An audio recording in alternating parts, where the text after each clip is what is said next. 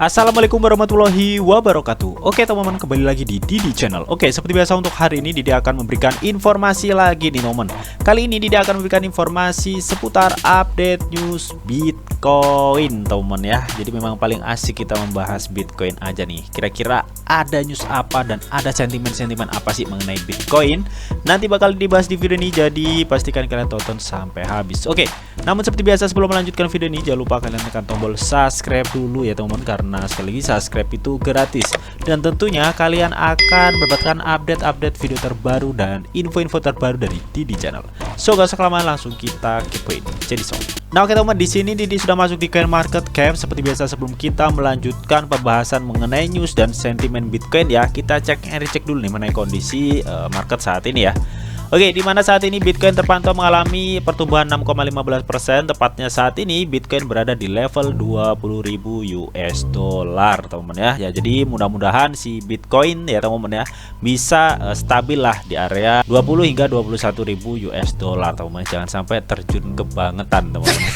Karena sudah banyak sekali para pakar, para analis teman-teman ya sudah skeptis mengenai si Bitcoin teman. Namun gak sedikit juga orang yang masih bullish terhadap Bitcoin. Makanya hal itu juga yang menyebabkan Bitcoin itu tertahan teman-teman ya. Ketika sudah mulai membreakdown area 19, 18 ya, dia itu naik lagi. Dan saat ini terbukti dia naik lagi di level 20.000 US dollar. Ya mudah-mudahan di level ini dan di level 21 ya Bitcoin itu bisa stabil di area situ aja teman, jangan turun lagi. Oke, amin. Nah, lalu ada updatean news dan sentimen apa sih mengenai Bitcoin? Langsung kita kepoin. Jadi nah oke teman, di sini dikutip dari YouTube di mana investor kripto di Singapura ya akan segera dibatasi dari perdagangan leverage teman ya. Jadi kita ketahui teman-teman ya sebelumnya ya, negara Singapura itu adalah salah satu negara yang paling ramah terhadap cryptocurrency selama ini teman. Namun untuk sekarang ini ya posisinya itu sudah tergeser satu tingkat ya dengan Jerman teman ya. Dimana saat ini Jerman itu salah satu negara yang paling ramah lah terhadap cryptocurrency. Di sini Gamza Khanzadeh ya menjelaskan nih, katanya otoritas moneter Singapura mempertimbangkan pembatasan partisipasi individu di pasar kripto teman-teman ya. Jadi ini yang dibatasi itu bukan masalah market kripto spotnya ya, namun perdagangan leverage teman-teman. Jadi untuk perdagangan leverage ini memang resikonya gede ya, nggak hanya di Singapura sebenarnya, di Indonesia juga untuk trading leverage itu juga dilarang teman-teman, karena memang resikonya cukup besar teman-teman. Jadi kalau misalkan ada orang awam yang masuk di dunia kripto tiba-tiba dia langsung trading leverage teman-teman ya, jadi itu resikonya cukup besar teman-teman. Pemerintah Singapura saat ini sudah mulai membatasi individu untuk memulai trading atau perdagangan leverage cryptocurrency di negaranya teman-teman. Di sini dijelaskan Menteri Senior dan Kepala Otoritas Moneter Singapura nih teman, atau yang bisa disingkat MAS teman-teman ya. Dia itu telah menanggapi beberapa pertanyaan anggota Dewan Parlemen nih mengenai pembatasan masa depan pada platform perdagangan kripto dan aset beresiko tinggi lainnya teman. Di sini MAS ya atau Otoritas Moneter di Singapura teman ya memberlakukan pembatasan partisipasi individu nih di pasar kripto serta menerapkan aturan yang terkait dengan perdagangan margin teman ya. Oke, jadi intinya di sini tuh yang dibatasi hanya perdagangan margin dan perdagangan aset yang beresiko tinggi lainnya teman. Nah, di sini juga dijelaskan ya, katanya selama 5 tahun terakhir ya Singapura itu secara konsisten sudah menerapkan kebijakan pembatasan warga negaranya nih dalam transaksi cryptocurrency teman. Hal itu tuh sudah dilakukan melalui larangan iklan layanan kripto di tempat umum teman ya, serta pemasangan ATM kripto di sana teman ya.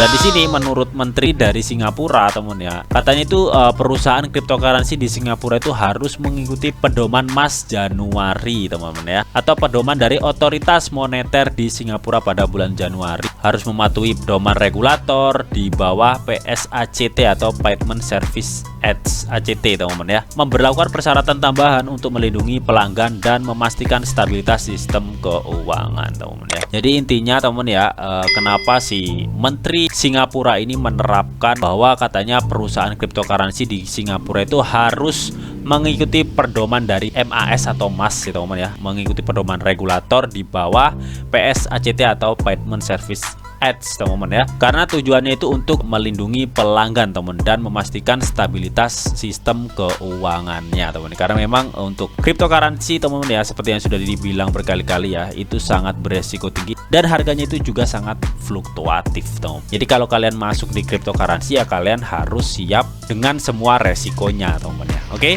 makanya di sini teman ya, untuk sikap Singapura ya atau Badan Otoritas Moneter Singapura itu saat ini membatasi per individu nih mengenai perdagangan cryptocurrency teman ya, terutama itu perdagangan leverage ya atau perdagangan margin teman. Oke, di sini dikutip dari YouTube Today juga teman ya, katanya Bitcoin mungkin terus menderita, kata analis ARK Invest teman. Di sini Alec Dobia menjelaskan ya, Yasin Elmadira teman dari ARK Investment Management ya, dia itu percaya nih bahwa katanya Bitcoin tuh mungkin menghadapi koreksi lain ya, meskipun fundamentalnya saat ini tuh stabil teman.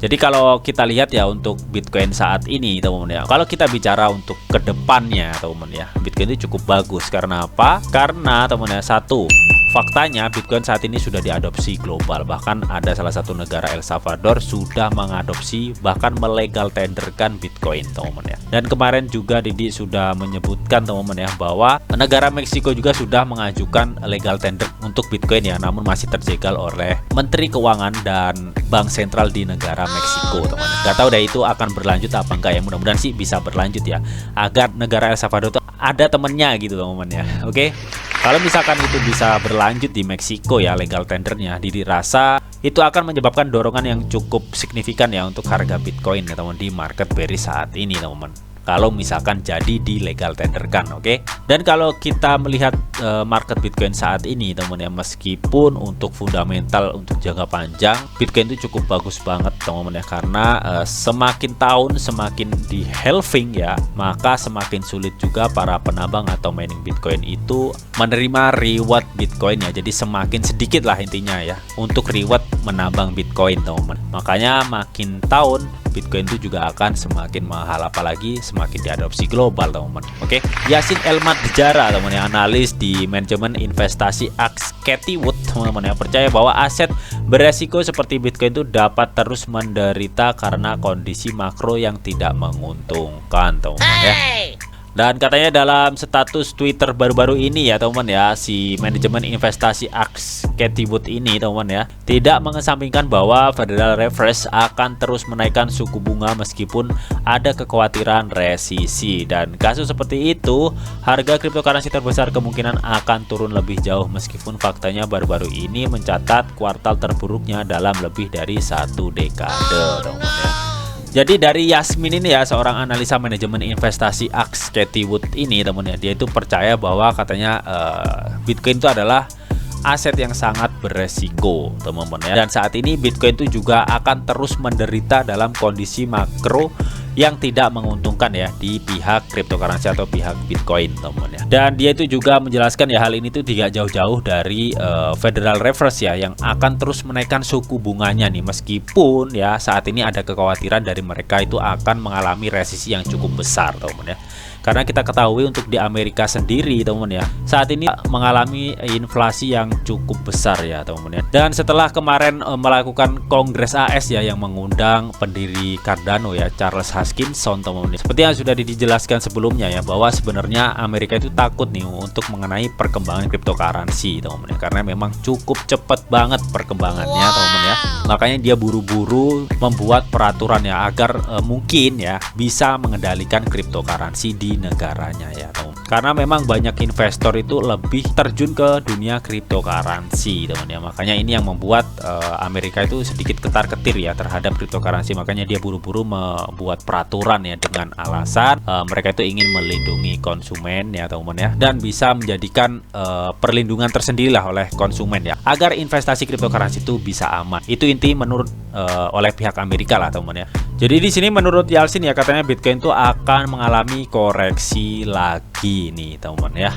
Dan di sini menurut Bitcoin price versus on-chain cost basis and 200 week moving average teman-teman ya. Jadi ini tampilan chart dari Bitcoin ya dengan 200 weeks moving average ya, seperti yang sudah ditunjukkan di video-video di sebelumnya ya, bahwa saat ini untuk market Bitcoin teman-teman ya sudah menyentuh di area 200 weeks moving average ya, atau MA 200 week teman-teman ya. Yang biasanya ketika sudah menyentuh MA 200 ya, biasanya ada pembalikan ya mengenai market Bitcoin. Seperti contohnya di sini nih ya. Di sini dia sudah menyentuh, di sini juga dia menyentuh. Nah, ini sudah menyentuh nih teman. Kalau melihat dari historinya teman ya, setelah menyentuh MA 200 week ya, dia itu akan mengalami pembalikan. Namun saat ini kalian bisa lihat sendiri ya, kemarin turun di 18, naik lagi ke 19, 20 lagi saat ini ya. Jadi tertahan banget di area 18, 19, 20 hingga 21.000 US dollar. Ya, mudah-mudahan si Bitcoin itu tetap mengikuti histori sebelumnya ya. Ketika menyentuh MA 200 week dia akan mengalami pembalikan teman. Amin. Dan di sini dikutip dari dokumentasi Bitcoin ya pada tanggal 2 Juli teman ya, dimana di sini ada seorang Dev Portnoy nih teman ya, sedang diwawancarai mengenai Bitcoin nih teman ya. Dia itu sudah memiliki sekitar 2,7 juta pengikut dan dia itu berpendapat, katanya di video ini ya, saya tidak akan membeli apapun selain Bitcoin teman ya. Saya sudah dewasa, saya pikir Bitcoin itu nyata, saya tidak tahu tentang yang lainnya teman. Do you acknowledge there's a difference between Bitcoin and crypto, or do you think they're all the same? I don't trust it, like the Dogecoin, Yeah, the SafeMoon, all that. Bitcoin, the only one that I hear that I don't is people mention Ethereum, but I would not buy anything but Bitcoin. well, that's good to hear. Yes. Bitcoiners will be very happy to hear that. Yeah, no, I've matured. I think Bitcoin's real. I don't know about the others. Jadi dia itu nggak tahu tentang Dogecoin, mungkin salah satunya nggak tahu juga tentang Shiba Inu, nggak tahu dengan SafeMoon, teman. Yang dia tahu itu hanya Bitcoin, teman-teman ya. Dia itu intinya nggak mempedulikan yang lain selain Bitcoin, karena dia itu cukup percaya dengan aset cryptocurrency yaitu Bitcoin teman untuk investasinya. Karena menurutnya Bitcoin itu nyata dan real ya untuk aset digital saat ini teman-teman ya. Tentunya pernyataan si Stool Presiden ini teman-teman ya, itu cukup menyita perhatian ya, karena memang followernya itu 2,7 juta ya teman-teman ya. Ada kemungkinan 2,7 juta followernya itu teman-teman yang mendengarkan tentang pendapatnya dia tentang Bitcoin teman-teman. Jadi ini termasuk sentimen positif untuk Bitcoin teman-teman ya, meskipun ada beberapa sentimen negatif tentang Bitcoin teman-teman ya. Namun di sini Didi tetap yakin teman-teman bahwa Bitcoin kedepannya masih akan tetap bullish teman-teman. Oke. Dan pada 15 jam yang lalu di sini Michael Saylor tuh men-tweet katanya Bitcoin itu adalah deklarasi kemerdekaan, dan di sini ya dibalas oleh Tajo Crypto teman-teman ya. Katanya setiap moneter lebih banyak merugikan daripada menguntungkan sistem keuangan. Pada tahun 2008 saja ya dunia itu mengalami krisis keuangan yang hebat. Pada tahun 2009, Satoshi Nakamoto menemukan cara untuk memisahkan uang dari pemerintah dan menyebutnya Bitcoin, dan Bitcoin bekerja dengan sangat baik. Bitcoin adalah kebebasan. Ini pendapat dari Tajo Crypto teman-teman ya. Katanya pada tahun 2008 ya terjadi krisis keuangan yang cukup hebat teman, dan pada tahun 2009 ya Satoshi Nakamoto itu membuat sebuah aset digital yang bernama Bitcoin ya, dan terbukti sehingga saat ini ya Bitcoin itu telah bekerja sangat baik ya. Dan menurut si Tajo Crypto ini ya Bitcoin itu adalah sebuah kebebasan teman-teman, dan menurut Michael Saylor Bitcoin itu adalah deklarasi kemerdekaan. Intinya sama lah. Oke, jadi intinya teman-teman yang melihat dari market saat ini tentunya banyak orang yang skeptis banget terhadap Bitcoin teman-teman ya. Namun di sela-sela tersebut teman-teman masih banyak juga orang yang sangat bullish terhadap Bitcoin dan percaya bahwa Bitcoin itu kedepannya akan tetap to the moon teman-teman. Amin. Dan menurut Didi pribadi teman ya, Didi juga cukup percaya juga teman-teman bahwa Bitcoin itu untuk long term juga cukup bagus banget teman-teman ya. Karena Bitcoin itu teman-teman semakin tahun tuh semakin sulit juga didapatkan ya. Beda seperti dolar ya yang bisa dicetak seenak jidatnya teman. Namun kalau Bitcoin no ya, tidak bisa dicetak seenak jidatnya teman. Dan semakin tahun Bitcoin juga semakin diadopsi global. Tentunya ini juga akan menciptakan sebuah demand tersendiri teman ya. Dan mungkin saja ke depannya teman ya, ledakan Bitcoin atas demand yang besar karena adopsi global semakin meningkat ya, itu akan memicu pergerakan yang cukup fantastis untuk Bitcoin ke depannya teman. Amin. Oke, namun tetap di sini tuh ada disclaimer on bahwa untuk trading dan investasi di dunia cryptocurrency itu sifatnya sangat berbahaya atau sangat-sangat beresiko tinggi, teman-teman. Jadi bijaklah kalian nih dalam mengelola atau memanajemen keuangan kalian. Semua keputusan yang kalian ambil adalah tanggung jawab kalian masing-masing. Di sini Didi hanya memberikan informasi yang Didi tahu untuk kalian semua. Oke, mungkin itu aja yang bisa Didi sampaikan di video ini. Semoga bisa bermanfaat. Jika kalian suka video ini, jangan lupa kalian klik like, share, komen, dan di subscribe, teman-teman. Karena sekali lagi subscribe itu gratis dan tentunya kalian akan mendapatkan update-update video terbaru dan info-info terbaru dari Didi Channel. Oke, sampai jumpa.